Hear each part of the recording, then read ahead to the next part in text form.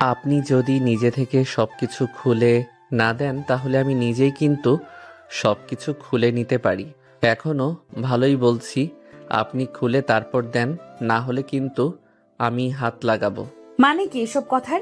আমি তো কোনো কিছুই বুঝতে পারছি না। এই ছেলে কি বলছিস এসব পাগলের মতো? মাথা ঠিক আছে তোর? আমি কে তুই জানিস? তুই আমার সঙ্গে এসব বেয়াদবি করছিস? আপনি কে সেটা তো আমার দেখার বিষয় না। আপনার চুলগুলো যে আকাশে বাতাসে উড়ে বেড়াচ্ছে আর সেটার কারণে যে আমার শার্টের মধ্যে লেগে গেছে, এটা সরাতে বললাম। না হলে কিন্তু আমি নিজেই হাত লাগাবো। এটার জন্যই বললাম, শুধু শুধু নেগেটিভলি ভাবার কোনো কারণ নেই। ও সরি, আসলে এত ভিড় ছিল যার জন্য আপনার শার্টের মধ্যে আমার চুল লেগে গেছে। সরি সরি, আমি নিজেই খুলে দিচ্ছি। আর ধন্যবাদ বলার জন্য। তারপর মেয়েটি নিজেই তার চুল ছাড়িয়ে নিয়ে সেখান থেকে চলে গেল। আসলে রাস্তাঘাটে বেশ অনেক ভিড় ছিল, যার কারণে ভিড়ের মধ্যে একসাথে হওয়াতে চুলটা নিলয়ের শার্টের সঙ্গে বেঁচে যায়। আর তার কারণে পেছন থেকে এই কথাগুলো বলল। নিলয় সেখান থেকে সোজা বাসায় চলে আসলো। বাসায় আসার পরে ফ্রেশ হয়ে খাওয়া দাওয়া করলো। খাওয়া দাওয়া শেষ করে কিছুক্ষণ শুয়ে থাকার পরে বিকেলবেলা বন্ধুদের সঙ্গে আড্ডা দিতে চলে আসলো পার্শ্ববর্তী একটা চায়ের দোকানে। আর দোকানে আসার পরে তখন নিলয়ের বন্ধু সিয়াম তাকে বলতে শুরু করলো, দোস্ত, জানিস আমার কাছে একটা খুব ভালো একটা খবর আছে। সেটা হলো আমাদের ভার্সিটিতে ইংলিশ ম্যাডাম নতুন জয়েন করবে শুনেছে। ম্যাডাম নাকি দেখতে অনেক সুন্দরী, সবাই নাকি তার চেহারার পাগল। কি আর বলবো, জানি না কালকে দেখিয়ে কেমন লাগবে আমাদের। তুই আর কোনো দিন ভালো হবি না। প্রতিটা ম্যাডামের পিছনে তো লাগতে হবে। দেখ, আমার একটা স্বপ্ন আছে। সেটা হলো, আমি চাই সুন্দরী কোনো একটা মেয়েকে বিয়ে করব, কিন্তু ম্যাডামকে বিয়ে করলে আরো বেশি ভালো লাগতো। আরে ভাই, তুই কি ইদানিং নেশা করা শুরু করে দিয়েছিস নাকি? আরে ভাই, সব ছেলেরাই তো সুন্দরী মেয়েদেরকেই পছন্দ করে, তাই না? তুই আর ব্যতিক্রম কোথায়? আচ্ছা বাদ দে, শোন, আমার একটা ইচ্ছা আছে ভার্সিটির ম্যাডামের সঙ্গে প্রেম করা। কিন্তু সেই ইচ্ছেটা কি পূরণ হবে তোদের জন্য? মনে হয় না হবে, কারণ তোরা যেভাবে ম্যাডামদের পেছনে লেগে থাকিস, আর কখনোই মনে হয় এই ইচ্ছা পূরণ হবে না। দোস্ত, চল আমার গার্লফ্রেন্ডের সঙ্গে দেখা করে আসি, একটু রাগ ভাঙাতে হবে। আসলে দুপুর বেলা একটু রাগারাগি করেছি তো, তার জন্যই ফোনটা বন্ধ। তোরা যদি আমার সঙ্গে যাস তাহলে তোদেরকে বিরিয়ানি খাওয়াবো, সত্যি বলছি। তারপর আর কি, তারপর নিলয়, সিয়াম, রাফি তিনজন মিলে চলে আসলো সিয়ামের গার্লফ্রেন্ডের বাসার সামনে। সিয়ামের গার্লফ্রেন্ডের নাম হচ্ছে নীলা। নীলার বাসার সামনে আসার পরে নীলাকে নিলয়ের মোবাইল থেকে কল দেওয়া হলো। তার সঙ্গে সঙ্গে নীলা নিচে নামলো। নিচে নামার পরে তখন নীলা ইচ্ছে মতো সিয়ামকে বকা দিতে শুরু করলো। আর এগুলো বাকি দুজন দেখে দেখে মজা নিচ্ছে। আর তখন লাস্ট বেলায় নিলয় তখন নীলাকে বলতে লাগলো, নীলা, যেটা হয়েছে সেটা ভুলে যাও। আসলে রিলেশনের মধ্যে এরকম হয় সব সময়। এটা নিয়ে ধরে থাকলে তো আর জীবন চলবে না, তাই না? বেচারাকে আজকের মতো মাফ করে দাও। বেচারা আর কোনো মেয়ের পেছনে ঘোরাঘুরি করবে না। ভাইয়া, আপনি বলেছেন দেখে ওকে আজকের মতো মাফ করে দিচ্ছি। আজকে যদি আপনি না আসতেন তাহলে ওর আজকে খবর ছিল। ও সাহস কি করে হয় আমারই ম্যাডামের পেছনে ঘোরাফেরা করা? আচ্ছা ঠিক আছে, এবারের মতো আমার জন্য হলেও ক্ষমা করে দাও। এরপর থেকে সে আর কোনো দিন এরকম করিস না। আর যদি এরকম করিস তাহলে কিন্তু আমি নিজে এসে তোর খবর করে ছাড়বো। এভাবে কিছু কথা বলার পরে সেখান থেকে সবাই চলে আসলো একটা রেস্টুরেন্টে। আর রেস্টুরেন্টে এসে তিনজন মিলে ভরপুর খাওয়া দাওয়া করে সন্ধ্যাবেলায় বাসার দিকে রওনা হচ্ছিল। আর তখন নিলয়ের ফোনটা বেজে উঠল। নিলয় ফোনটা বের করে দেখতে পারলো তার বাবা কল দিয়েছে। আর নিলয়ের বাবা তখন নিলয়কে ওই পাশ থেকে বলতে শুরু করলো, নিলয়, আমার বাসায় ফিরতে একটু রাত হবে। তো আমার জন্য অপেক্ষা করিস না, ঘুমিয়ে পড়িস, ঠিক আছে? আর এখন কোথায় তুই? নিশ্চয় বাইরে। তাড়াতাড়ি বাসায় গিয়ে পড়তে বস। নিলয় তার বাবার সঙ্গে আরো কিছু কথা বলে কল কেটে দিল। আর কল কেটে দেওয়ার পরে যথারীতি সে বাসায় চলে আসলো। বাসায় আসার পরে দেখতে পারলো তার ভাবি রান্না করছিল। নিলয়ের ভাবি নিলয়ের কাছে চলে আসলো। নিলয়ের কাছে আসার পরে তখন তার ভাবি তাকে বলতে লাগলো, নিলয়, তোমার ভাইয়া আর বাবা কোথায় গেছে সেটা কি জানো? আজকে নাকি তোমার ভাইয়ারও ফিরতে অনেক বেশি রাত হবে। বুঝতে পারলাম না ওনাদের কি সমস্যা হলো, হঠাৎ করে এরকম দেরি করার মানেটা কি? ভাবি, আমি যেহেতু আছি তাই এত টেনশন করো না। ওরা চলে আসবে। ভাইয়া বাবা হয়তো গ্রামে গিয়েছে, আর এই জন্যই ফিরতে রাত হতে পারে। কী জন্য গিয়েছে সেটা আমি জানি না সঠিক, তবে এটা শিওর যে তারা গ্রামে গিয়েছে। এই বলে তখনই তার রুমে চলে আসলো। রুমে এসে ফ্রেশ হয়ে পড়তে বসলো। আর এভাবে বেশ অনেকটা সময় পার হয়ে যায়। আর প্রায় রাত 12টার দিকে তার ভাইয়া আর তার বাবা বাসায় এসেছেন। তখন নিলয় ঘুমিয়ে গিয়েছে। আর ওইদিকে নিলয় সকালবেলা ঘুম থেকে উঠে শুনতে পারলো গ্রামের জমিটা বিক্রি হয়ে গেছে। আর সেটার কারণেই কালকে আসতে অনেক বেশি দেরি হয়েছে। নীলা সকালবেলা উঠে রেডি হয়ে নিলে ভার্সিটিতে যাওয়ার জন্য। আজকে নিলয় খুবই সুন্দর করে স্টাইল মেরে যাচ্ছে ভার্সিটিতে। আর এটা দেখার পরে তার ভাবি এসে তাকে বলতে লাগলো, কি ব্যাপার, আজকে আমার দেবটা এরকম সুন্দর করে সেজে ভার্সিটিতে যাচ্ছে কেন? নিশ্চয়ই কোনো পার্টি আছে, না কোনো মেয়েকে পটাতে যাচ্ছ? তোমার তো কোনো মেয়েই পছন্দ হয় না, এগুলো স্টাইল মেরে কি লাভ? তুমি যদি এরকম ভাবি হয়ে আমাকে এরকম অভিশাপ দাও, তাহলে তো কোনো মেয়ে আমার কাছে ধারে কাছে আসবে না। দোয়া করো যেন আজকে প্রথম দেখায় আমার ম্যাডামকে পটাতে পারি। আজকে নতুন একটা ম্যাডাম আসবে আমাদের ডিপার্টমেন্টে। ঠিক আছে, আপাতত এইসব কথা রাখো আর তাড়াতাড়ি করে খাবার খেতে আসো, সবাই তোমার জন্য অপেক্ষা করছে। নিলয় খাবার খেতে চলে আসলো। আর নিলয় খাবার খাওয়ার পরে তখন তার বাবার কাছ থেকে টাকা নিয়ে সোজা ভার্সিটিতে চলে আসলো। আর ভার্সিটিতে আসার পরে দেখতে পারলো সকল হারামি বন্ধুরা সবাই একসাথে বসে আড্ডা দিচ্ছিল। আর তখন সেখানে নিলয় ওদের সঙ্গে মিলিত হলো। তারপর সবাই মিলে আড্ডা দিতে শুরু করলো। আর হঠাৎ করে কালকের যে মেয়েটার সঙ্গে ঝামেলা হয়েছিল সেই মেয়েটাই ভার্সিটিতে প্রবেশ করছিল। আর তখন সিয়াম দেখে তখন নীলাকে বলতে শুরু করলো, দোস্ত, এটা তো আর কেউ না, এটাই আমাদের নতুন ইংলিশ ম্যাডাম। ম্যাডাম দেখতে এত সুন্দর হবে সেটা সত্যি আমি ধারণা করতে পারিনি। ইচ্ছে করছে এখনই গিয়ে প্রপোজটা করে দেই। আরে তুই কি বলছিস? কালকে তো এই মেয়েটার সঙ্গেই আমার ঝামেলা হয়েছে। তোকে না বললাম যে ভিড়ের মধ্যে মেয়েটার চুল আমার শার্টের মধ্যে লেগে গিয়েছিল। মেয়েটা প্রথমে নেগেটিভ ভাবলেও পরবর্তীতে বলার পরে সরি বলে চলে গিয়েছিল। এটাই তো সেই ম্যাডাম। তাহলে তো ভালোই হলো, তুই রাস্তা থেকে চলে যা, আমি ম্যাডামের পেছনে আছি। ম্যাডামকে লাইন আমি মারবো, তুই শুধু আমার জন্য সবকিছু সেটিং করে দিবি, বুঝতে পারলে? এই কথা বলার পরে তখন সিয়াম সামনের দিকে এগিয়ে যায়। আর সিয়াম সামনের দিকে এগিয়ে যাওয়ার পরে পেছন থেকে নীলা হাত টেনে ধরল। আর হাত টেনে ধরার পরে সিয়ামকে বসিয়ে সে তখন সিয়ামের সামনে এসে বলতে লাগলো, তুই ওনার দিকে তাকাবি না একদমই। উনি শুধু আমার। ওনার সঙ্গে শুধুমাত্র আমি লাইন মারব, অন্য কেউ লাইন মারতে পারবে না। আর হচ্ছে আজকে থেকে তোদের ভাবি। তারপর সকলেই ক্লাসে চলে আসলো। ক্লাসে আসার পরে ম্যাডামের জন্য অপেক্ষা করতে শুরু করলো। আর এদিকে প্রিন্সিপাল স্যার ক্লাসের ভেতর ম্যাডামকে নিয়ে প্রবেশ করলেন। আর ম্যাডামকে নিয়ে ক্লাসে প্রবেশ করার পরে প্রিন্সিপাল স্যার সবার উদ্দেশ্য করে বলতে শুরু করলো, তোমাদের সাবেক ইংরেজি শিক্ষক শাবনাম স্যার অসুস্থ থাকার কারণে তার জন্য আমাদের নতুন একজন শিক্ষক আনা হয়েছে। ওনার নাম হচ্ছে সাদিয়া রহমান। তোমাদের এটা জেনে ভালো লাগবে যে সাদিয়া হচ্ছে আমার স্টুডেন্ট, আজকে আমার ভার্সিটিতেই শিক্ষকতা করবেন। এটা আমার কাছে গর্বের বিষয়। আশা করি তোমরা তাকে সাহায্য করবে, মনোযোগ দিয়ে ক্লাস করবে। এই কথা বলার পরে তখন প্রিন্সিপাল স্যার চলে গেল। আর প্রিন্সিপাল স্যার চলে যাওয়ার পরে যথারীতি ম্যাডাম তার ক্লাস শুরু করে দিলেন। প্রথমে সবার সঙ্গে পরিচিত হওয়ার পরে তখন তার নিজের ক্লাস শুরু করে দিল। আর এদিকে নিলয় মেয়েটার দিকে অপলক দৃষ্টিতে তাকিয়ে আছে, তার চোখের পলক ফেলছে না।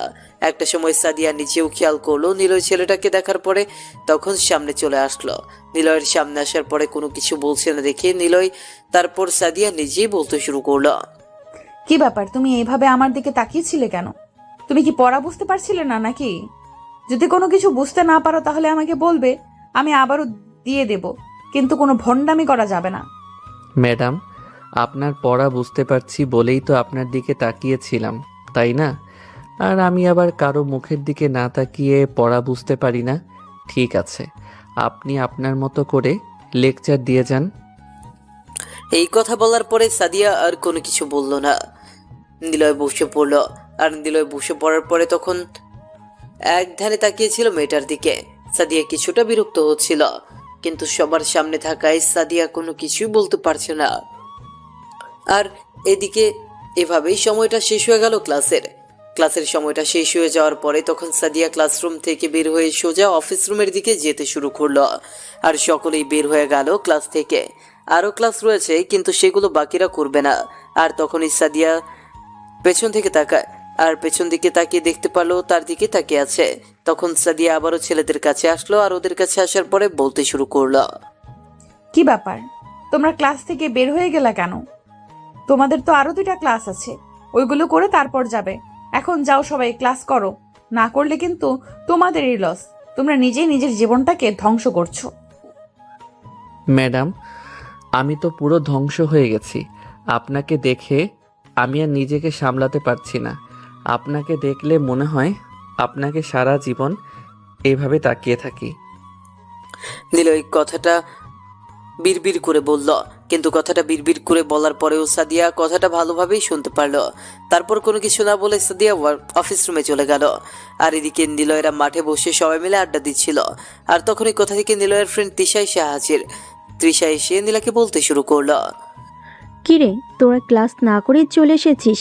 নিলয়, তোকে আমি পুরো ক্লাস করলাম, কিন্তু তোকে পেলাম না। তারপর দেখলাম মাঠে বসে আছিস। চল, তোর সঙ্গে আমার একটা ইম্পর্টেন্ট কথা আছে। আমার সঙ্গে আবার তোর ইম্পর্টেন্ট কথা কিসের? যা বলার এখানেই বল। আমি কোথাও যেতে পারবো না।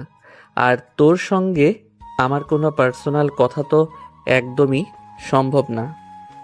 আরে ভাই, তুই এত ভয় পাচ্ছিস কেন? অন্য কোনো কিছু বলবো না তো, কোনো কিছু করব না। তোকে একটা ইম্পর্টেন্ট কথা আছে। সেম, তুই একটু বল না ভাই। আরে ভাই, তুই ঝামেলা করছিস কেন নিলয়? তুই একটু যা তো, দেখ কি বলে। তৃষা এমন হতে পারে যে তোর কপাল খুলেও যেতে পারে, হয়তো তোকে কোনো সুসংবাদ দিবে।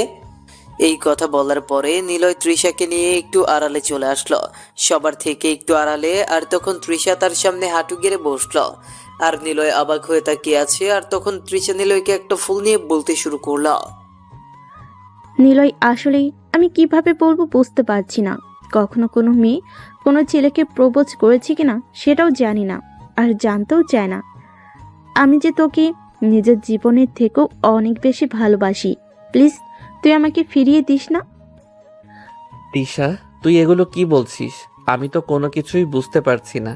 আমার আর তোর মধ্যে এরকম কোনো সম্পর্ক নেই যে তুই আমাকে প্রপোজ করে ফেলেছিস।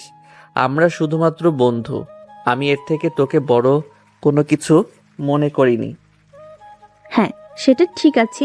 তুই আমাকে কোনো রকম বন্ধু চেয়ে কোনো কিছু মনে করিসনি, সেটা মেনে নিলাম। কিন্তু এখন থেকে হয়তো আমাকে নিয়ে ভাববি তুই।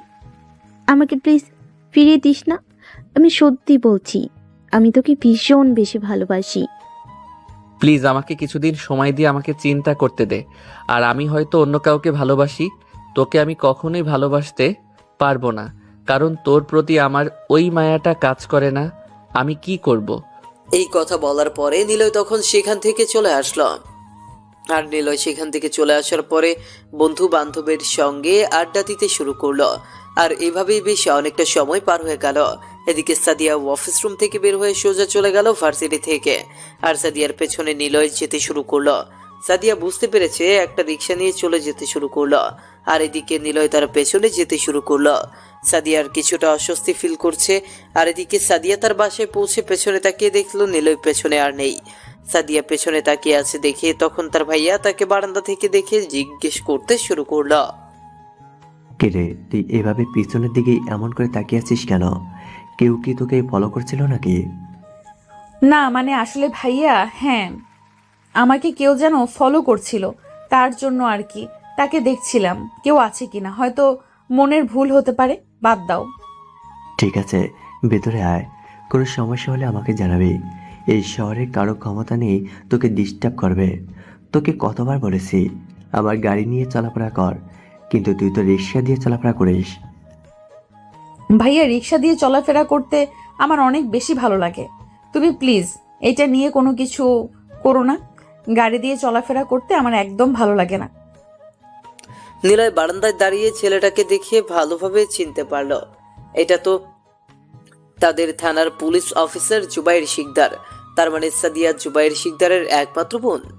নিলয়ের গলা শুকিয়ে গেল। তারপর চলে আসলো তার বন্ধুদের কাছে। তার বন্ধুদের কাছে আসার পরে সব ঘটনা খুলে বলল। আর সব ঘটনা শোনার পরে তখন ওই দিক থেকে রাফি তখন নিলয়কে বলতে লাগলো, কিরে তুই এভাবে হাঁপাচ্ছিস কেন? কোনো কিছুই তো বুঝতে পারছি না। আর জুবাই শিকদারের বোন হয়েছে তো কি হয়েছে? এমন করে বলার কি আছে? তার বোনকে কি কখনো বিয়ে দেবে না নাকি? নিলয় ভাই আমার, তুই এই মেয়েটার পেছনে যাওয়া ছেড়ে দে। তার চেয়ে ভালো তুই তৃষার সঙ্গে থাক। তৃষা তোকে সত্যি বলছি অনেক বেশি মনে হয় ভালোবাসে। তুই তৃষার সঙ্গেই সুখে থাক। তুই ম্যাডামের পেছনে যাওয়া ছেড়ে দে। দোস্ত, সেটা সম্ভব না রে। আমি যে তাকে নিজের থেকে অনেক বেশি ভালোবাসি। আর চেহারার প্রতি আমার কোনো ফিলিংস কাজ করে না, তো তার সঙ্গে আমার রিলেশনটা কেমন হবে? ভাই তুই নিজেও মরবি, আমাদেরকেও মারবি। ভাই আমরা অকালে মরতে চাই না। আমরা এখনো বিয়ে শাদী করে নাই। আমরা এখনো ভালোভাবে প্রেমটা পর্যন্ত কন্টিনিউ করতে পারছি না। এত তাড়াতাড়ি মরতে চায় না। ওর ভাইয়ের নামে প্রচুর পরিমাণে রিপোর্ট পেয়েছি। আশা করি তুই ভালো করেই জানিস। হ্যাঁ, সেটা ঠিক আছে যে ওর ভাইয়ের নামে প্রচুর পরিমাণে রিপোর্ট করেছে, কিন্তু তাই বলে আমার মতো ভালো ছেলেকে উনি কেন মারবে বা উনি কেন আমাকে থানায় নিয়ে যাবে? উনি তো গুন্ডা মাস্তান, ওদের জন্য ঠিক আছে। আমি তো ওনার বোনকে ভালোবাসি, আমাকে কোনো কিছু করবে না। তার বোনকে লাইন মারছিস আর ও তোকে কোনো কিছু বলবে না? ভাই তোকে মেরে বুড়িগঙ্গা নদীতে ভাসিয়ে দিবে। তুই দেখে নিস, তোর লাশটা পর্যন্ত খুঁজে পাওয়া যাবে না। দোস্ত, আমি তো সুন্দর একটা ভবিষ্যৎ দেখতে পাচ্ছি, কিন্তু এটাও দেখতে পাচ্ছি যে তোর কপালে শনি আছে আর আমাদের কপালে শনি আছে। ভাই এসব থেকে ফিরে আয়, তোকে ভালো সুন্দরী মেয়ে দেখে বিয়ে দেব। আমি যদি পিছনে ফিরে যাই তাহলে আমার মনটাকে কি দিয়ে বানাবো আমি? দেখ ভাই, তোর আমার সাথে আছে সেটা আমি খুব ভালো করেই জানি। তোরা আমার বন্ধু, তোরা আমার ভাই, তোরা না থাকলে কে থাকবে? এভাবে সবাই মিলে কথা বলতে বলতে বেশ অনেকটা সময় পার হয়ে গেল। বিকেলবেলা ভার্সিটি থেকে চলে আসলো আর বাসায় আসার পরে খাবার খেয়ে বিছানায় শুয়ে শুয়ে ফোন টিপছিল। মূলত ক্লাসের মধ্যে কয়েকটা ছবি তুলেছিল সাদিয়ার, ওই ছবিগুলোই বারবার দেখছিল। অনেক খোঁজাখুঁজির পরে সাদিয়ার আইডিটা ভালো করেই খুঁজে বের করলো নিলয়। নিলয় আইডি খুঁজে বের করার পরে তাকে প্রথম মেসেজ করলো। আর প্রথম মেসেজ করার পরেই সাদিয়া ওই দিক থেকে সিন করলো। সাদিয়ার সাথে সাথে রিপ্লাই করলো, তুমি সেই ছেলেটা না যে আমাকে ফলো করতে করতে আমার বাসার সামনে এসেছিলে? পরে আমার ভাইয়াকে দেখে তুমি চলে গিয়েছিলে। তুমি কি চাচ্ছ বলো তো? ম্যাডাম, আপনি এরকম কেন করছেন? ম্যাডাম, আমি তো পড়াশোনায় অনেক দুর্বল, তাই আপনার কাছে আমি নিয়মিত পড়তে চাই। যদি আপনি অনুমতি দেন তাহলে বিকেলবেলা আমি আপনার কাছে পড়তে আসি। আমি কোনো প্রাইভেট পড়াই না। তুমি অন্য কারোর সঙ্গে যোগাযোগ করো, অথবা আমি অন্য কোনো স্যারের নাম্বার দিচ্ছি, তুমি তাদের কাছে প্রাইভেট পড়ো। দেখবে ভালো একটা রেজাল্ট করতে পারছো। অন্য কোনো কিছু বলবে? না ম্যাডাম, আমাকে অন্য কেউ ভালো করে বোঝাতে পারে না। আমার মনে হচ্ছে আপনি আমাকে ভালো করে পড়াতে পারবেন। ম্যাডাম প্লিজ, ম্যাডাম না করবেন না। যদি ম্যাডাম আমি ফেল করি তাহলে সম্পূর্ণ আপনার দায়ে, কারণ আমি আপনার কাছে পড়তে চেয়েছিলাম, আপনি আমাকে পড়াননি। আরে নিলয়, তুমি বুঝতে পারছো না কেন? আমি তো কোনো প্রাইভেট পড়াই না। আমি শখের বসে ভার্সিটিতে ক্লাস নিচ্ছি। তা না হলে আমি কখনোই এসব করতাম না। আর প্রাইভেট পড়ানো তো আমার পক্ষে সম্ভব না। ম্যাডাম, আপনার কষ্ট করে আমার বাসায় আসতে হবে না। আমি না হয় আপনার বাসায় গিয়ে পড়ে আসব। আপনার কোনো কষ্ট করতে হবে না। প্লিজ ম্যাডাম, না করবেন না। আচ্ছা ঠিক আছে, তুমি তাহলে কালকে থেকে পড়তে আসো। আর হ্যাঁ, তোমার আম্মুর নাম্বারটা আমাকে দিও। তোমার আম্মুর সঙ্গে আমার কথা বলতে হবে। উনি কি চায় সেটাও জানতে হবে আমার। নিলয় তখন তার মায়ের নাম্বারটা সাথে সাথে দিয়ে দিল। আর এদিকে তাড়াতাড়ি করে তার মায়ের কাছে চলে আসলো। তার মায়ের কাছে আসার পরে তখন তার মাকে সবকিছু বলল সে, যে সেই ম্যাডামের কাছে প্রাইভেট পড়বে। তখন তার মা আরো খুশি হয়ে গেল। তার মা তাকে আরো বলতে লাগলো, ঠিক আছে, তুই তাহলে কালকে থেকেই ওই ম্যাডামের কাছে পড়তে যাস। আর শোন, ভালো করে পড়াশোনা করবি। আমি কিন্তু প্রতি সপ্তাহেই খোঁজ খবর নিব তুই কি করিস না করিস। নিলয় তারপর সেখান থেকে চলে আসলো। আর এদিকে সাদিয়া নিলয়ের আম্মুকে কিছুক্ষণ পরেই কল দিল। আর কল দেওয়ার পরে সকল খোঁজ খবর নিয়ে বলল কালকে পাঠিয়ে দেওয়ার জন্য। এদিকে নিলয় তো মহা খুশি, কারণ মেঘনা চাইতেই জল পেয়ে গেল নিলয়। সাদিয়ার মনে তেমন কোনো কিছু আকাঙ্ক্ষা নেই। পরদিন বিকেলবেলা চলে আসলো সাদিয়ার বাসার সামনে। সাদিয়ার বাসার সামনে আসার পরে ভেতরে যেতে পেছনে একটা ভয় লাগছে, কারণ ভেতরে তার ভাই থাকলে অবস্থা আরো বেশি ভয়াবহ হয়ে যাবে। কোনো কিছু করতে পারবে না, কোনো কিছু বলতেও পারবে না। নিলয় কলিং বিল দেওয়ার পরে সাদিয়া এসে দরজা খুলে দিল। আর সাদিয়া দরজা খুলে দেওয়ার পরে দেখতে পারলো সাদিয়া সুন্দর করে একটা শাড়ি পরে আছে। নিলয় দেখে চোখ ফেরাতে পারছে না। সাদিয়া নিলয়কে ভেতরে আসতে বলল, আর ভেতরে বসার জন্য না বলে সরাসরি বলল তার রুমে যাওয়ার জন্য। নিলয় সাদিয়ার রুমে চলে আসলো। আর সাদিয়ার রুমে আসার পরে তখন টেবিলে বসে পড়লো। আর কিছুক্ষণ পরেই সাদিয়া চলে আসলো। সাদিয়া আসার পরে বলল বই বের করার জন্য। আর নিলয় বই বের করে বসে আছে। তখন সাদিয়া বলতে লাগলো, কি ব্যাপার, তুমি এইভাবে বই বের করে বসে আছো কেন? কোন চ্যাপ্টার থেকে শুরু করব সেটা তুমি বলো। তুমি যেখান থেকে বলবে আমি সেখান থেকে শুরু করব। কোন চ্যাপ্টারটা তুমি সবচেয়ে কম বোঝো সেটা আমাকে বলো। ম্যাডাম, আমার কাছে তো সব কিছুই কঠিন লাগে। আপনি যে কোনো একটা থেকে শুরু করতে পারেন, আমার তাতে কোনো আপত্তি নেই। আপনি যা বলবেন তাই করব। আপনি শুধু বলে যাবেন। আচ্ছা ঠিক আছে, আমরা তাহলে প্রথম থেকে শুরু করি। ঠিকমতো পড়াশোনা করবেন, আমি যা পড়াবো তুমি শুধু বাসায় গিয়ে সেগুলো করবে। ছোট বাচ্চাদের মতো যেন কোনো সময় বলতে না হয় যে পড়া কেন হয়নি। ঠিক আছে ম্যাডাম, আমাকে কখনোই বলতে হবে না। আপনি দেখে নেবেন, আমি যখন আপনার কাছে প্রাইভেট পড়ছি আমার রেজাল্ট সবার থেকে অনেক বেশি ভালো হবে। শুধুমাত্র আপনি একটু আমাকে সাপোর্ট দিলেই হবে। একটু ভালোভাবে বলবেন, কথা বলবেন। কথা বলবো মানে? তুমি কি সব বলছো? আমি তো কিছুই বুঝতে পারছি না। এসব উল্টাপাল্টা কথা না বলে পড়ার দিকে মনোযোগ দাও, জীবনে ভালো কিছু করতে পারবে। সাদিয়া তারপর একটা চ্যাপ্টার বের করে নিলয়কে ভালোভাবে বুঝিয়ে দিচ্ছিল। নিলয় তো পড়ার দিকে কোনো খেয়াল না করে সাদিয়ার মুখের দিকেই তাকিয়েছিল। সাদিয়ার একটা চুল বারবার সামনে এসে পড়ছে। নিলয়ের ইচ্ছে করছে সেই চুলটা ভালোভাবে সরিয়ে দিতে, তার কানের মাঝে গুজে দিতে, কিন্তু সেটা তো আর সম্ভব না। তাই অপলক দৃষ্টিতে সাদিয়ার মুখের দিকে তাকিয়েছিল। তার গোলাপের পাপড়ির মতো গোলাপি ঠোঁটগুলো তাকে সবচেয়ে বেশি আকর্ষণ করছে। সাদিয়া কিছুক্ষণ পড়ানোর পরে তখন দেখতে পারলো নিলয় তার দিকে কেমন যেন অপলক দৃষ্টিতে তাকিয়ে আছে। সাদিয়া তখন নিলয়কে হালকা মাথায় আঘাত করার পরে তাকে রাগী কণ্ঠে বলতে শুরু করলো, কি ব্যাপার, তুমি আমার দিকে তাকিয়ে আছো কেন? তুমি তো পড়ার দিকে না তাকিয়ে আমাকে দেখার কি আছে? পড়ায় মনোযোগ দাও, আমি কিন্তু পরবর্তীতে এটা ধরবো। পরে যদি না পারো তাহলে কিন্তু তোমার খবর আছে। না ম্যাডাম, আমি তো পড়ার থেকে খেয়াল করছিলাম আপনি যা পড়াচ্ছিলেন, আমি তো সেটাই খেয়াল করছিলাম। ঠিক আছে ম্যাম, আবার শুরু করুন। তারপর এইভাবেই বেশ অনেকটা সময় পার হয়ে গেল। রিপিট। আর নিলয়কে ছুটি দিয়ে দেওয়া হলো। ছুটি দেওয়ার পরে নিলয় বাসে চলে আসলো। বাসে চলে আসার পরে সে কোনোভাবেই সাদিয়াকে মন থেকে সরাতে পারছে না, কোনো কাজই করতে পারছে না। মনে হচ্ছে সাদিয়া তার সামনেই দাঁড়িয়ে আছে এবং তার সঙ্গে কথা বলছে। সাদিয়াকে এতটা ভালোবেসে ফেলবে এই কয়দিনে, সেটা আসলেই অবাক করা ঘটনা। এভাবেই পার হতে থাকলো বেশ অনেকদিন। সাদিয়া ইচ্ছা করে তার বাসায় আসছিল, আর এদিকে নিলয় সেও হেঁটে হেঁটে বাসায় ফিরছিল। সাদিয়া দেখে নিলয়কে তার সঙ্গে রিকশায় উঠতে বলে, খুবই মানবতার খাতিরে, তাছাড়া আর অন্য কিছু নয়।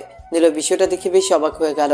নিলয় হয়তো ভেবেছে তার জন্য মনে মনে একটু হলেও ভালোবাসা জন্মাচ্ছে। এদিকে সাদিয়াকে প্রচন্ড বিরক্ত করায় সাদিয়াও মাঝে মাঝে রেগে থাকে নিলয়ের উপর। নিলয় রিকশায় ওঠার পরে কিছুটা দূরে বসে আছে। মনে মনে জড়িয়ে ধরতে চাইলেও সামনে থেকে কোনো কিছুই করতে পারছে না। অনেক বেশি ভয় লাগছে তার। আর এদিকে তখন সাদিয়া বলতে লাগলো, নিলয়, আমি তোমাকে কিছু কথা বলার জন্য আমার রিকশায় এনেছি।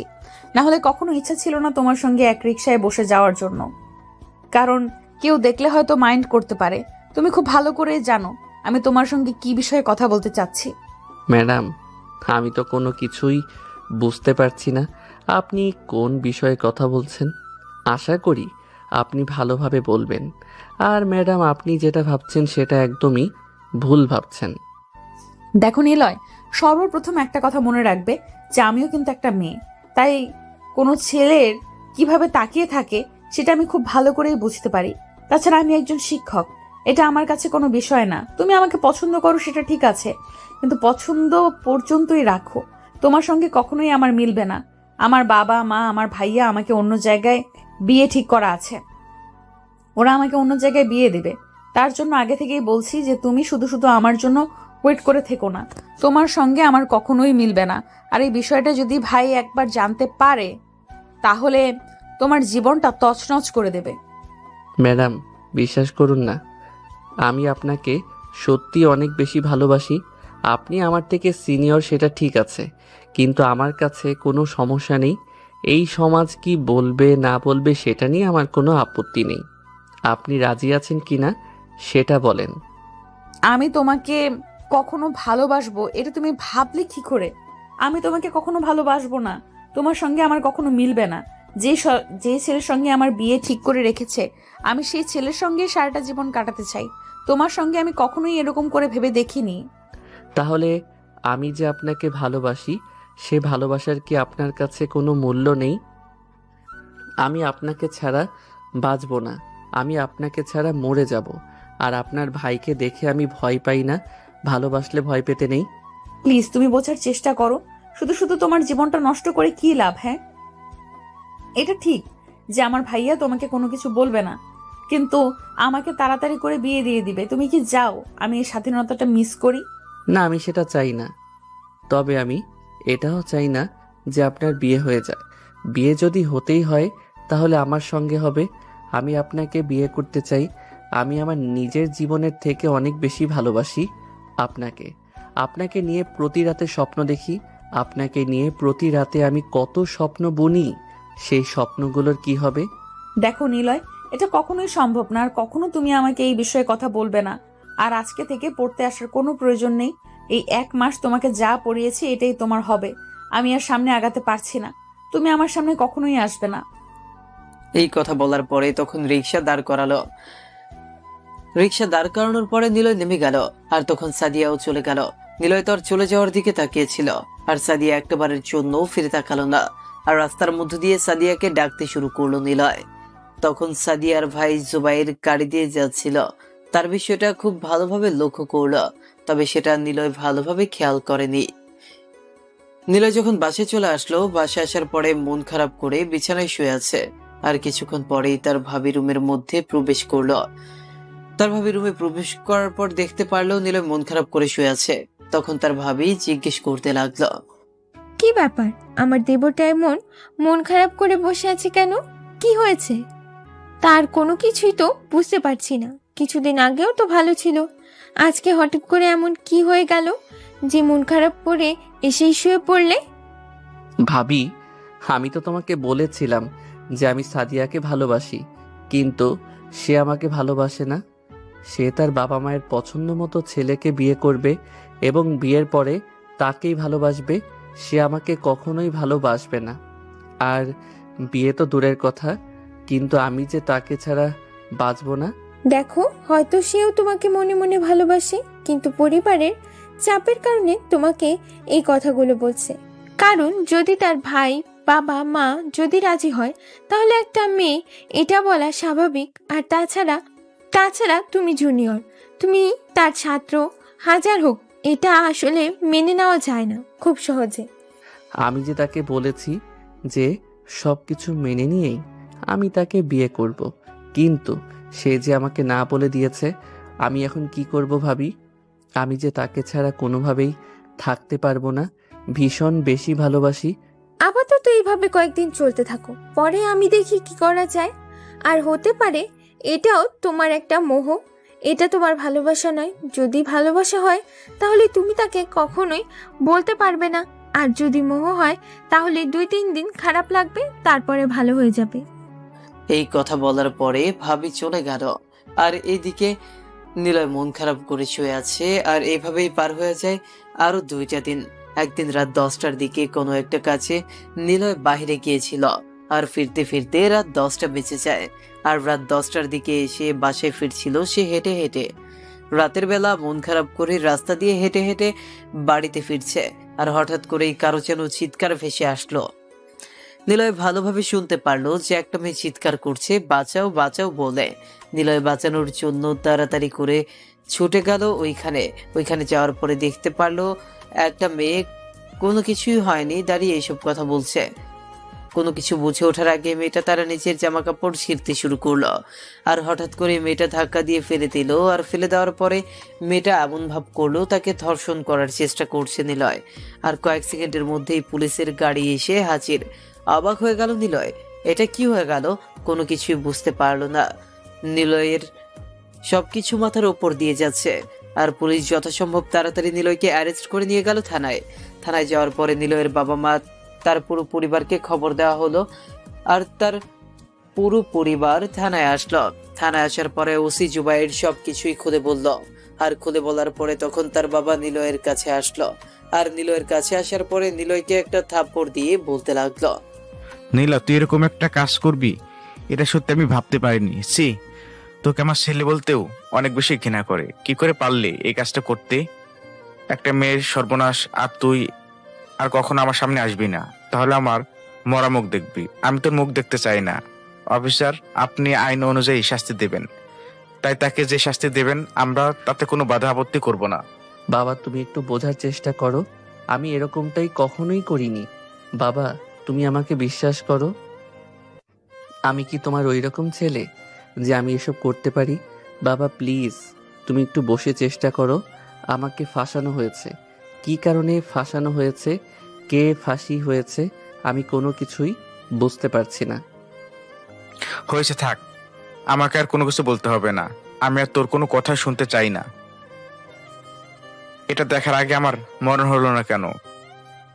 কত লোক কত দিকে মারা যায়, তুই মরতে পারিস না? এটার আগে তুই মরলি না কেন?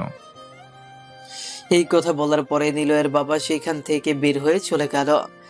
নিলয়ের বাবা বের হয়ে চলে যাওয়ার পরে তখনই নিলয়ের আম্মু নিলয়ের কাছে আসলো আর বলতে শুরু করলো, তোকে আমার ছেলে ভাবতেও আমার অনেক বেশি ঘৃণা হচ্ছে। আমি এমন একটা ছেলেকে আমার পেটে ধরেছিলাম যে কিনা একটা মেয়েকে ধরতে চেষ্টা করেছিল। ছি, এটা কি করে পারলি তুই? আমি তোকে এই শিক্ষা দেইনি ছোটবেলা থেকে। তোকে আদর করতে করতে আজকে তোর এই অবস্থা হয়েছে। তোর তো কোনো কিছুই কমতি রাখিনি আমি। আম্মু, তুমি বিশ্বাস করো, আমি এরকমটা কখনোই করিনি।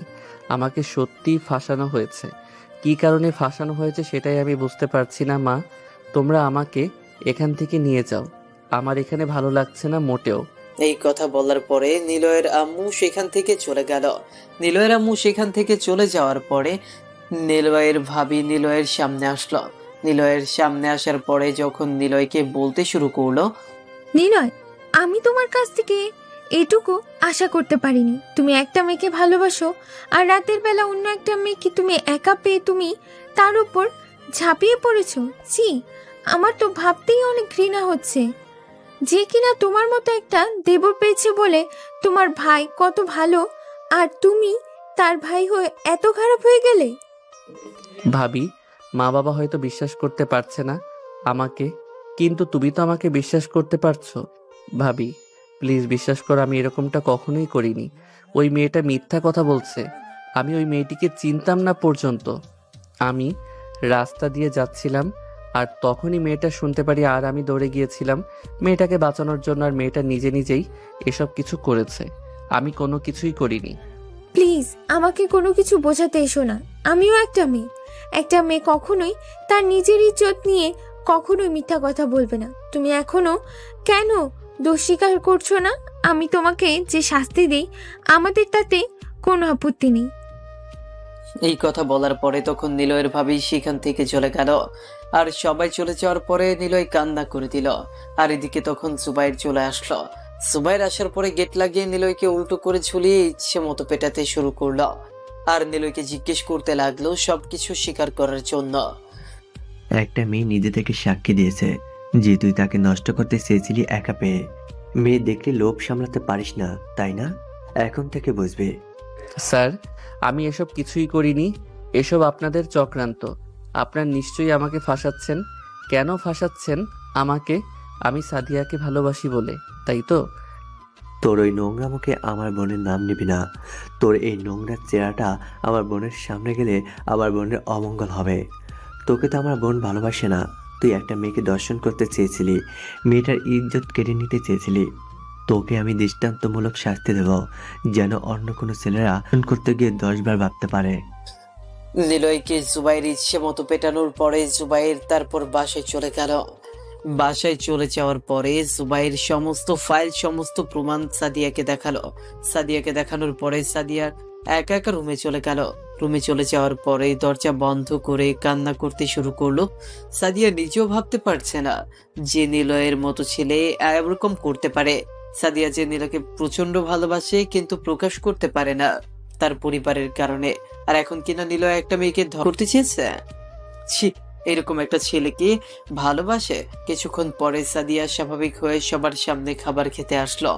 খাবার খেতে আসার সময় তখন তার বড় ভাই সাদিয়াকে এবং তার বাবাকে বলতে শুরু করলো। বাবা, আমি তোমার সঙ্গে একটা কথা বলতে চাই। সেটা হলো, আমি আগামী সপ্তাহে সাদিয়ার বিয়ে ঠিক করেছি। তুমি আর অমত করো না, তুমিও রাজি হয়ে যাও। সাদিয়াকে বিয়ে করে অবরা লন্ডনে নিয়ে চলে যাবে। ঠিক আছে, তুই যেহেতু ভালো মনে করছিস তাহলে তুই সেটাই কর। সামনে শুক্রবারে সাদিয়ার বিয়ে, ডেট ফাইনাল কর। আমি না হয় মির্জা সাহেবের সঙ্গে কথা বলে নেব, তুই বাকিরা ম্যানেজ করে নে। আম্মু, তোমার তো কোনো অসুবিধা নেই। তুমি তোমার মেয়েকে রাজি করো যে সে যেন আর অমত না করে, আর যেটা হয়েছে সেটা সবকিছু যেন ভুলে যায়। এই সমাজ এখানে কখনো মানবে না একটা সাচ্চক কি করে ম্যাডামকে ভালোবাসতে পারে। সাদিয়া খাবারটা না খেয়ে সেখান থেকে উঠে চলে গেল। সাদিয়ার খেতে ইচ্ছে করছিল না এমনিতেই, তারপর আবার এইসব কথা বলা শুরু করে দিয়েছে। সাদিয়ার রুমে এসে চুপচাপ ঘুমিয়ে যায়। সাদিয়ার বিশ্বাস করতে কষ্ট হচ্ছে এরকম কেন, সাদিয়ার বিশ্বাস করতে কষ্ট হচ্ছে এরকম কোনো কিছু হয়েছে। সে তার বড় ভাইকে অনেক বেশি বিশ্বাস করে, সম্মান করে, কিন্তু তার বড় ভাই এরকম একটা কাজ করতে পারে, এত বড় ধোঁকা দিতে পারে তাকে, এটাও সে বিশ্বাস করতে পারছে না। কারণ সে তো তার ভাইকে ভালোভাবেই জানে।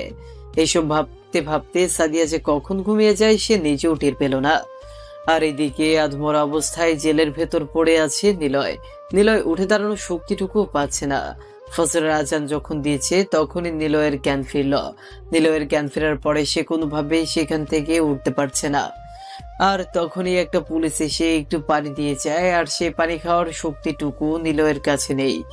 আর সকালবেলা জুবাইর থানায় আসার পরে তখন নিলয়কে বলতে লাগলো, তোর কত বড় সাহস, তুই আমার বোনের পেছনে ঘোরাফেরা করিস। আমার বোন না করার পরেও তুই আমার বোনের পেছনে ঘোরাফেরা করিস। এখন সারাটা জীবন জেলের ভিতর থাক। তোকে আমি এমন অবস্থা করব যে আর কখনো আমার বোনের কথা মাথায় আনবে না। কাউকে ভালোবাসলে ভালোবাসার প্রতিদান যে এইভাবে দিতে হবে, এটা সত্যি আমার জানা ছিল না। আপনার বোন যদি আমাকে ভালোই না বাসতো তাহলে আমার জ্বালাতন কেন এত সহ্য করতো, কেন আমার দিকে লুকিয়ে লুকিয়ে বারবার দেখতো? সেজন্যই আমার বোনকে কোনো কিছু বলতে পারিনি, যার জন্য তোকে এই অবস্থা করেছি। তোর যদি আমার বাসায় না আসতি তাহলে আমার বোন তোর প্রতি দুর্বল হতো না। সম্পূর্ণ দোষ তোর। ঠিক আছে, সমস্ত দোষ আমার, আমি মেনে নিলাম, কিন্তু আপনি কাজটা ঠিক করলেন না স্যার। আপনি আপনার পার্সোনাল শত্রুতা আপনি আপনার ক্ষমতা দিয়ে দেখিয়ে দিলেন, আর আমার পরিবারের কাছে সারা জীবনের জন্য কলঙ্কিত করলেন। আমার পরিবার কখনো আমাকে মেনে নেবে কিনা আমি জানি না, হয়তো নেবে না। কারণ একটা ছেলে যখন এসব করে তখন পিতা মাতার কাছে ছেলেটা মারা যায়। ছেলেটা আগের সম্মান আর কখনো ফিরে পায় না। তুই আমার জেদ সম্পর্কে জানিস না, আমি কি করতে পারি, আমি কতটা ভয়ঙ্কর সেটা তোর আন্দাজ করার প্রয়োজন ছিল। আমি কি করতে পারি না করতে পারি সেটা তোর ধারণার বাইরে। আপনার কাছে ক্ষমতা আছে, আপনার কাছে সব কিছু আছে, তার জন্য আপনি করতে পারলেন। আর আমার পরিবারের কাছে আমাকে অপরাধী বানিয়ে দিলেন। পুরো পরিবার আমাকে ভুল বুঝে সেখান থেকে চলে গেল। তোর সঙ্গে আমি এত কথা বলতে চাই না। এখন আমি কি বলি সেটা শোন। শুক্রবার আমার বোনের বিয়ে, আর শুক্রবারের আগে তোর জামিন হবে না, এটা তুই ভালো করে জানিস। তোকে আমি আজকে বিকেলের মধ্যে আদালতে পাঠিয়ে দেব। আর তোর জামিন নিতে মনে হয় না কেউ আসবে তোর পরিবারের মধ্যে। হ্যাঁ, আমি খুব ভালো করেই জানি যে আমার পরিবার আমাকে জামিন করার জন্য কেউ আসবে না। তবে আপনি ভালো খেল দেখিয়েছেন, এটা ভালোবাসার একটা ফল। আমি চাইলে আপনার প্রতিটা কথার জবাব দিতে পারি, কিন্তু দেইনি। কেন জানেন? আপনি সাদিয়ারে বড় ভাই বলে সম্মান দেখিয়েছি, না হলে আপনার মতো অফিসারকে কি করে টাইট দিতে হয় সেটা আমি খুব ভালো করেই জানি। এখন তো আমি আইনের চোখে অপরাধী, সেটা অন্য বিষয়। তুই আমার জিম্মায় থেকে তুই আমাকে হুমকি দিয়েছিস? তোর সাহস তো কম নয়। এত মায়ের দিয়েছি তবু তোর শিক্ষা হয়নি, তাই না? তুই আবার আমার বোনের কথা মনে করছিস, আমার বোনের নাম নিচ্ছিস। নিলয় আর কোনো কিছু বলল না। কি বা বলা আছে তার? সে তো কোনো কিছু বললেও জুবাইর কখনো শুনবে না, কারণ তার কাছে হাজারো চিৎকার করে কান্না করলেও তার কথা শোনার মতো কেউ নেই।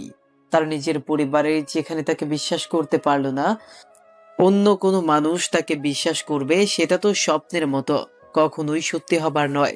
ওইদিকে সাদিয়া বিশ্বাস করতে পারছে না যে নিলয়ের মতো একটা ছেলে এরকম কাজ করতে পারে। সেও নিলয়কে প্রচন্ড বেশি ভালোবেসে ফেলেছে, সে অফরুকে বিয়ে করবে না। এদিকে তখনই সাদিয়ার ফোনটা বেজে উঠল, আর সাদিয়ার ফোনটা হাতে নিয়ে দেখতে পারলো অফরুর নাম্বার থেকে কল এসেছে। না চাইতেও কলটা রিসিভ করতে হলো, আর কলটা রিসিভ করার পরে উপাস থেকে তখন অফরু সাদিয়াকে বলতে লাগলো, কি ব্যাপার সাদিয়া, কল রিসিভ করতে এত দেরি হলো কেন? আমি সে কখন থেকে তোমার জন্য রেস্টুরেন্টে বসে অপেক্ষা করছি। আজকে না তোমার আমার সঙ্গে দেখা করার কথা? সামনে আমাদের বিয়ে, আমাদের কত প্ল্যান প্রোগ্রাম করতে হবে, তাই না?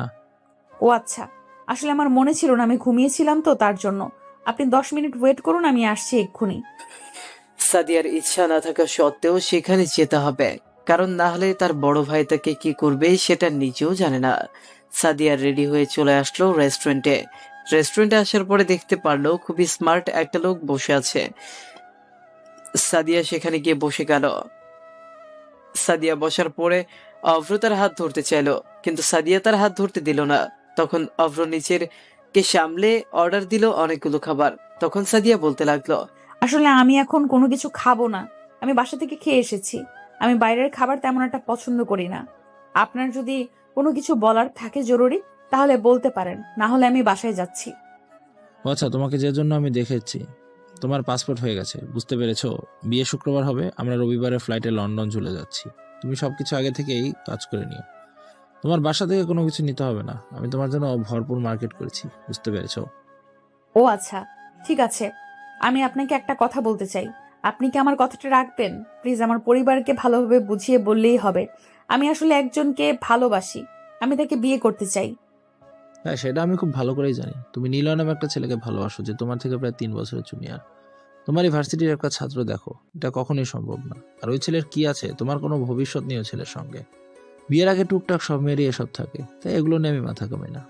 প্লিজ, আপনি একটু বিয়েটা বন্ধ করুন। আমি আপনাকে বিয়ে করতে পারবো না, আমি নিলয়কে ছাড়া অন্য কাউকে বিয়ে করতে পারবো না। প্লিজ, আপনি একটু ভাইয়াকে বোঝান, আমি তাকে ছাড়া বাঁচবো না। দেখো, আমি ওরকম ধরনের কোনো ছেলে না যে তুমি আমাকে কান্না করে বললেই আমি তোমাকে ছেড়ে চলে যাব বা আমাদের বিয়েটা হবে না। এরকমটা ভেবে থাকলে একদম ভুল ভাবছো। আমি তোমাকে বিয়ে করবই, এটা যেভাবেই হোক। বিয়ের পরে তুমি সবকিছুই ভুলে যাবে, আর বিয়ের পরে তোমাকে আমি লন্ডন নিয়ে যাবো, সেখানে তোমাকে ভুলতে হবেই। দেখুন না, আমিও তো আপনাকে কখনো ভালোবাসবো না, আপনি আমাকে তাহলে কেন বিয়ে করবেন? দেখুন, বিয়ের পরে যদি আমাদের মধ্যে ভালোবাসাটা না থাকে, তাহলে সংসার আপনি কার সঙ্গে করবেন বলুন? আপনি কখনো শান্তি পাবেন নাকি আমি কখনো শান্তি পাবো? দেখো, এসব বিষয় নিয়ে আমি কোনো কথা বলতে চাই না। আমি তোমাকে বিয়ে করব মানে বিয়ে করব। আমি এতে তোমার প্রশ্নের উত্তর দিতে বাধ্য নই। চলো, তোমাকে বাসায় নামিয়ে দিয়ে আসি। আমায় নামিয়ে দিয়ে আসার কোনো প্রয়োজন নেই, আমি একাই এসেছি, আমি একাই চলে যেতে পারবো। এই কথা বলার পরে সাদিয়া তখন সেখান থেকে বের হয়ে চলে আসে। সাদিয়া বাসায় আসার পরে কান্না শুরু করে দিল, এবং তার মা তার রুমে আসার পরে দেখতে পারলো সাদিয়া কান্না করছে। তার মায়ের কোনো কিছুই বলার নেই, কারণ তার মা তার বাবার উপর কথা বলার সাহস নেই, তাই সবকিছু মুখ বুঝে সহ্য করা ছাড়া কোনো উপায় নেই। আর এদিকে নিলয়কে কোর্টে চালান করে দেওয়া হলো। নিলয়ের পরিবারকে ছাড়ানোর জন্য আসলো না। আর এইভাবেই দেখতে দেখতে পার হয়ে গেল 2টা দিন। নিলয় এখন পর্যন্ত স্বীকার করেনি। সে স্বীকার করবেই বা কেন? সে তো মেয়েটাকে চিনতই না, জোর করে তাকে ফাঁসানো হয়েছে। আদালতে এটাই বলেছে, কিন্তু আদালতে প্রমাণ না থাকায় তাই তার কারাদণ্ড হয়ে গেল। এদিকে বৃহস্পতিবার রাতে সকল মেহমান সাদিয়ার বাড়িতে এসেছে সাদিয়াকে গায়ে হলুদ দিতে। আর গায়ে হলুদ দেওয়ার পরে সাদিয়ার রুমে চলে আসলো। তার রুমে আসার পরে দরজা লক করে সে ছুরি দিয়ে তার হাত কাটতে শুরু করলো। একটা সময় রক্ত বের হতে হতে সে অজ্ঞান হয়ে যায়। আর তাকে খুঁজে না পেয়ে দরজা ভাঙার পরে দেখতে পারলো সে ফ্লোরে পড়ে আছে। তার হাত থেকে অনেক রক্ত বেরিয়ে গেছে। আর তাড়াতাড়ি করে জুবাইর এবং তার মা বাবা তাকে নিয়ে হাসপাতাল চলে আসলো। আর হাসপাতালে আসার পরে ভর্তি করা হলো। ডাক্তার অপারেশন থিয়েটারে নিয়ে গেল। অপারেশন থিয়েটারে নিয়ে যাওয়ার পরে প্রায় 1 ঘন্টা পরে বেরিয়ে আসলো। আর তখন ডাক্তারের কাছে জুবাইর এবং সাদিয়ার মামা এগিয়ে যায়। তখন ডাক্তার বলতে লাগলো, দেখুন, আপনার মেয়ের অবস্থা খুবই খারাপ। অপারেশন করার সময় আপনার মেয়ে শুধুমাত্র নীলয়ের নাম বলছিল। আপনারা যেখান থেকে পারেন নীলয়কে নিয়ে আসার চেষ্টা করেন। রোগীকে যদি বাঁচানোর ইচ্ছা না থাকে তাহলে আমাদের আর কি করার থাকতে পারে? আমরা আমাদের সাধ্যমতো চেষ্টা করে যাই। যদি রোগীর ইচ্ছা না হয় তাহলে তো আমাদের কোনো কিছু করার নেই। এমনিতে অনেক ব্লাড বেরিয়ে গেছে। আর এখন যদি রোগীর মন মানসিকতা এরকম থাকে তাহলে তো আসলেই বাঁচানোটা মুশকিল হয়ে যাবে। বাকিটা আল্লাহ তাআলার ইচ্ছা। আচ্ছা জুবায়ের, ছেলেটা কি আসলে এসব কাজ করেছে নাকি তুই কোনো কিছু করেছিস? আমার তো মনে হচ্ছে তুই সাদিয়ার কাছ থেকে সরিয়ে দেওয়ার জন্য ছেলেটাকে এই অবস্থা করেছিস। দেখ, তুই এটা অনেক বড় অন্যায় করেছিস। সে অনেক বড় পাপ করেছিল। একটা ছেলেকে এভাবে কষ্ট দেওয়াটা ঠিক না। পরিবারের কাছে থেকে খারাপ বানিয়েছিস। আর এখন তার জন্য আমার মেয়েটা মরতে চলেছে। তুই নীলয়কে নিয়ে আয়। বাবা, কিন্তু বাবা, আমি তো তার বিয়ে অব্রের সাথে ঠিক করেছি। বাবা, তুমি কেন বুঝতে পারছো না? অব্র কি মনে করবে? অব্রের সামনে আমার মান সম্মান বলে কোনো কিছু থাকবে না। তুই আর একটা কথা বলবি না। তো নিজের সম্মানের জন্য তুই আমার মেয়েটাকে একটা পশুর কাছে তুলে দিবি? এটা আমার জানা ছিল না। তোকে আমার ছেলে বলতেও ঘৃণা হচ্ছে। তুই আর একটা ছেলেকে তার পরিবারের কাছে খারাপ বানিয়ে তুই আমার মেয়েটাকে আমার কাছ থেকে দূরে ঠেলে দিচ্ছিলি। আমার মেয়েটা মরতে চলেছে আর তুই তোর মান সম্মান নিয়ে চিন্তা করছিস? তুই আমার ছেলে না, তুই এইখান থেকে চলে যা। এই কথা বলার পরে শিকদার সাহেব একটা থাপ্পড় মারলো। আর থাপ্পড় মারার পরে জুবাইর তারপর তাড়াতাড়ি করে চলে গেল। আর সবকিছু তো স্বীকার করিয়ে নিলয়কে তাড়াতাড়ি করে নিয়ে আসলো। আর নিয়ে আসার পরে তখন দেখতে পারলো কেবিনে দেওয়া হয়েছে সাদিয়াকে। আর সাদিয়াকে কেবিনে দেওয়ার পর তখন নিলয়কে ভেতরে পাঠানো হলো। নিলয়কে ভেতরে পাঠানোর পরে তখন নিলয় গিয়ে তার পাশে বসে গেল। সে দাঁড়ানোর মতো শক্তিটা পাচ্ছে না।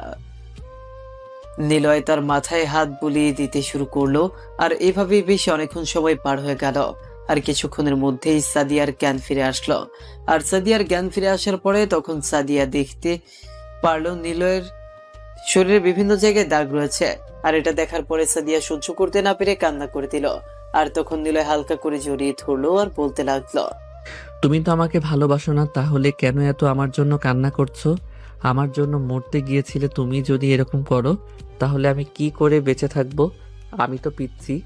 আমি তো তোমাকে ভালোবাসতে পারবো না। কেন সব সময় শুধুমাত্র আমাকে বলতে হবে? তুমি জানো না মেয়েরা কখনো মুখ ফুটে কোনো কিছু বলতে পারে না? আমি যদি তোমাকে ভালোই না বাসতাম তাহলে তোমাকে কেন এত সহ্য করতাম বলো? সবকিছু বুঝেও যদি না বুঝে থাকো তাহলে আমার কিছু করার থাকতে পারে? আমি তো আমার পরিবারের দিকে তাকিয়ে তোমাকে সেদিন এই কথাগুলো বলেছিলাম যেন তুমি আমাকে ভুলে যাও খুব সহজে।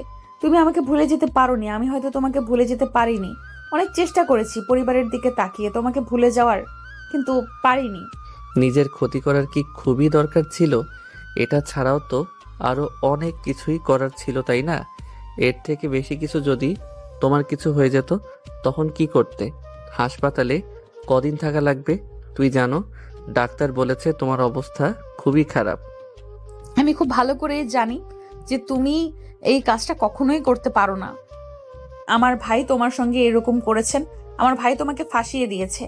আমার বিশ্বাস করতে কষ্ট হচ্ছিল আমার ভাই এতটা খারাপ হয়ে গেছে তার নিজের স্বার্থ হাসিল করার জন্য। এসব কিছু বাদ দাও। আমি চাইলে অনেক কিছুই করতে পারতাম, কিন্তু কোনো কিছু করিনি, কারণ ও তোমার বড় ভাই বলে সম্মান দেখিয়েছি। আর এই সম্মানটা যে আমার এতটা নিচে নামাবে এটা আমি বুঝতে পারিনি। আমি আমার পরিবারের কাছে খারাপ হয়ে গেছি। আমি খুব ভালো করে জানি তোমার পরিবার তোমাকে ভুল বুঝে তারা দূরে সরিয়ে দিয়েছে। বিশ্বাস করো, তোমার পরিবার আবারও তোমাকে ঠিক আপন করে নেবে। হ্যাঁ, আমি খুব সেটা জানি যে আমার পরিবার আবারও আমাকে আপন করে নেবে, কিন্তু আমার পরিবার আমার দুঃসময়ে আমাকে বিশ্বাস করতে পারেনি। এটাই আমার আফসোস রয়ে গেল সারা জীবন।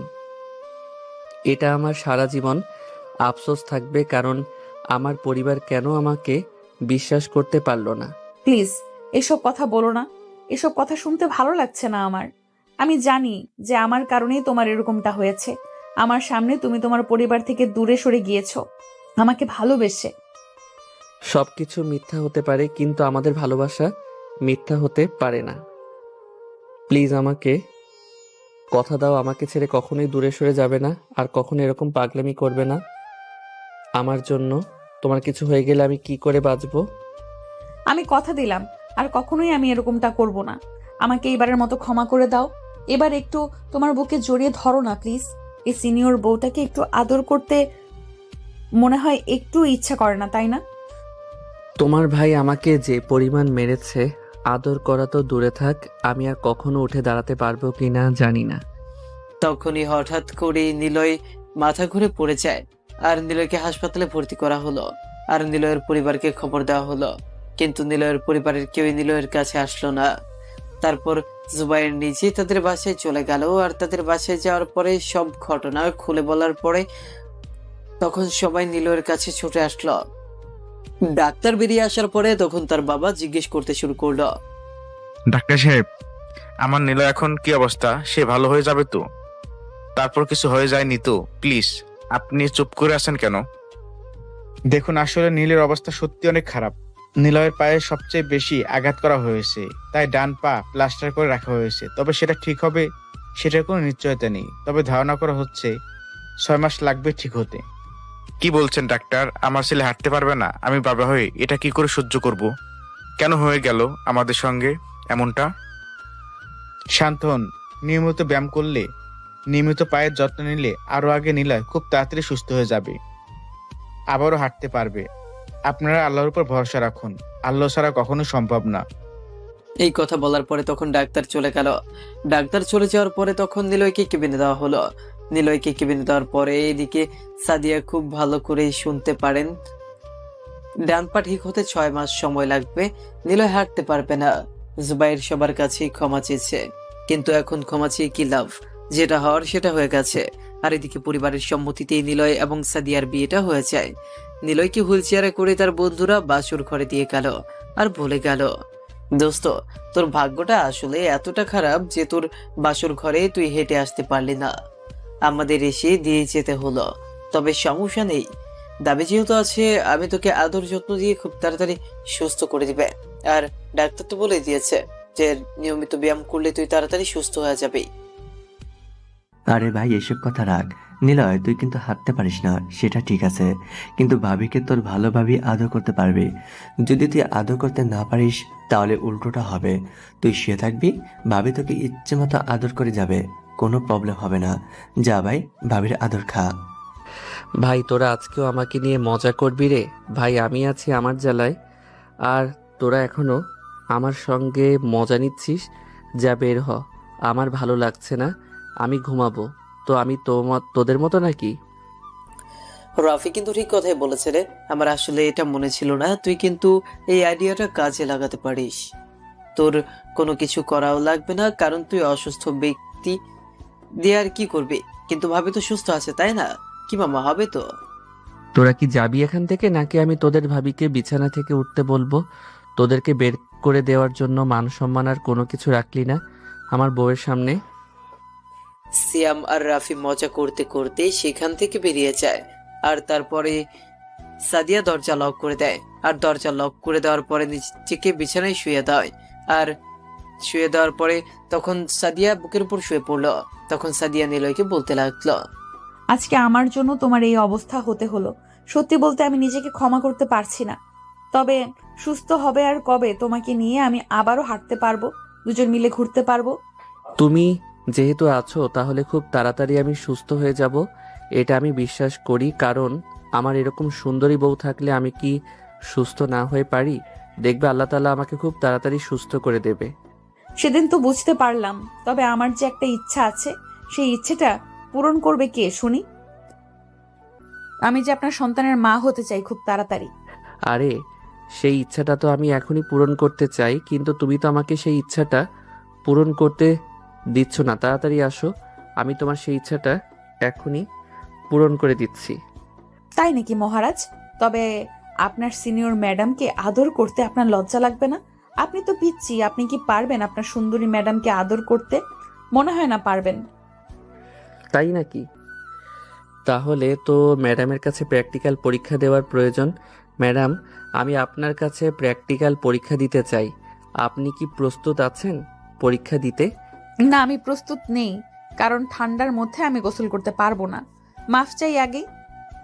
তারপর আবার যে পরিমাণ ঠান্ডা পড়েছে আজকে সম্ভব না। দিনের বেলা হলেও করতাম না। তাই নাকি মহারানী? আপনাকে তো তাহলে আরো বেশি আদর করতে হবে, কারণ আমার সন্তানের মা হতে হবে তো খুব তাড়াতাড়ি আপনাকে জ্বালাবে। আপনার সঙ্গে দুষ্টামি করবেন এটাই তো চাই, তাই না? তুমি আমাকে যে পরিমাণ প্যারা দাও, তারপর আবার ওই নতুন মানুষ আসলে তো আমি পুরো পাগল হয়ে যাব। আমাকে মনে হয় পাবনা কয়েকবার রেখে আসতে হবে। নিলয় হঠাৎ করেই সাদিয়ার ঠোঁটটা দখল করে নিল, আর সাদিয়াও রেসপন্স দিতে শুরু করলো। আর এইভাবেই দুজন মিলে হারিয়ে গেল এক অজানা গল্পে। 4 মাস পর আজকে পায়ের প্লাস্টার খুলে দেওয়া হলো। নিলয় আবারও আগের মতো হাঁটতে পারছে। নিলয় সাদিয়াকে নিয়ে হেঁটে হেঁটে বাসায় ফিরল। সকলেই অনেক খুশি, নিলয় আবারও আগের মতো হাঁটতে পারছে। আবার এদিকে হঠাৎ করে বাসায় ফেরার পরে সাদিয়ার মাথাটা ঘুরে যায়, আর নিলয় কোলে তুলে নিয়ে সাদিয়াকে বিছানায় শুয়ে দেয়। আর কিছুক্ষণের মধ্যেই ডাক্তার চলে আসলো। ডাক্তার চেক আপ করার পরে বলতে লাগলো, নীলা সাহেব, আপনার একটা খুশির সংবাদ রয়েছে। আপনি বাবা হতে চলেছেন। আপনার পা খুব তাড়াতাড়ি সুস্থ হয়ে গেছে। তার সঙ্গে সঙ্গে আপনার আরো একটা সুসংবাদ চলে আসলো। নিলয় ডাক্তারের সঙ্গে কথা বলে ডাক্তারকে বিদায় দিয়ে রুমে চলে আসলো। রুমে এসে দেখতে পারলো তার ভাবি সাদিয়ার পাশে বসে রয়েছেন, আর তার ভাবি নিলয়কে বলতে শুরু করলো, কি ব্যাপার নিলয়, তুমি না অসুস্থ ছিলে? তাই এই কাজটা করলে কিভাবে? আমার তো মাথায় আসছে না। তবে যাক, ভালোই হলো, 2টা সুসংবাদ একসাথে পেলাম, ভালোই লাগছে। আরে ভাবি, আপনি কি বোঝেন না নাকি? আপনাকে সবকিছুই বলতে হবে, আমার কোনো কিছুই করা লাগেনি। আমার এরকম সুন্দরী বউ থাকলে কি আরো কিছু বলতে হয় নাকি? এই কথা বলার পরে ভাবি লজ্জা পেয়ে সেখান থেকে চলে গেল। আর নিলয় দরজা লাগিয়ে দিল। আর তখনই বিছানা থেকে উঠে নিলয়ের উপর ঝাঁপিয়ে পড়লো সাদিয়া। আর তখন সাদিয়া নিলয়কে বলতে লাগলো, আমি তোমার সঙ্গে সবকিছু করেছি, তাই না? তুমি আমার সঙ্গে কোনো কিছুই করনি। সব দোষ এখন আমার, তাই না? মানুষের সামনে মুখে কোনো কিছুই আটকায় না। ভাবে কি এসব বলার কি দরকার ছিল? চুপ করে থাকলে কি হতো? দেখো, একটা মানুষ জিজ্ঞাসা করছে, আমি সেটার উত্তর দেব না, এটা কি করে হতে পারে? আমাকে যে যেটাই প্রশ্ন করে আমি সেটারই উত্তর দেওয়ার চেষ্টা করি, তাই না? আর এটারই ভাবে অতিক্রম হবে কেন? এখন পর্যন্ত ভালো করে একটা প্রশ্ন করলে ঠিকমতো পরীক্ষার খাতায় লিখতে পারো না, আমার কাছে উত্তর দিতে পারো না, আর এইসব বেলায় সবার আগে উত্তর দিয়ে দাও, তাই না? লজ্জা শরমের মাথা খেয়ে ফেলেছে মনে হয়। আচ্ছা, এসব কথা বাদ। যেটা বলেছি সেটা কি আজকে প্র্যাকটিক্যাল ভাবে করে দেখানো যায় না? তাহলে তো ভালো হবে, আমিও কোনো কিছু শিখতে পারতাম। হাজার হলেও আপনি ম্যাডাম মানুষ। সাদিয়া কয়েকটা বুকের মধ্যে নিলয়ের কিল বসিয়ে দিয়ে তাকে শক্ত করে জড়িয়ে ধরলো।